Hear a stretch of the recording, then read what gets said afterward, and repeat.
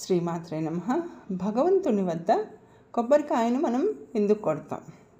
ఎందుకంటే దేవతలను పూజించే సమయంలోనూ, యజ్ఞయాగాదులు జరిగే సమయంలోనూ, కొన్ని శుభకార్యాల్లోనూ కొబ్బరికాయను మనం తప్పనిసరిగా కొడతాం.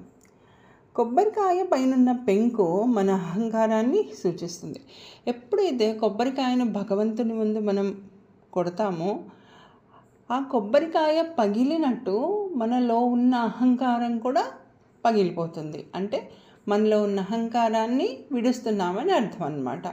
అప్పుడు ఆ కొబ్బరి లోపల ఉన్న నీళ్లు ఎలా స్వచ్ఛంగా ఉంటాయో మన మనసు కూడా అలా స్వచ్ఛంగా ఉంటుంది అని అర్థం అన్నమాట. ఇంకొకటి వచ్చేసి సృష్టి మొత్తంలో నీరున్న కాయ కొబ్బరికాయ మాత్రమే. ఇంకా కొబ్బరికాయ మానవ శరీరానికి ప్రతీక. ఇంకా కొబ్బరికాయ లోపల ఉన్న నీళ్లు మన ప్రాణానికి ప్రతీక. ఇంకా కాయ పైన 3 కళ్ళు ఉంటాయి. ఆ 3 ఎందుకంటే ఇడ పింగళ సుషుమ్న నాడికి ప్రతీక.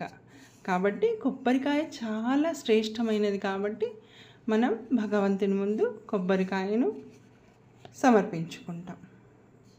శ్రీమాత్రే నమః.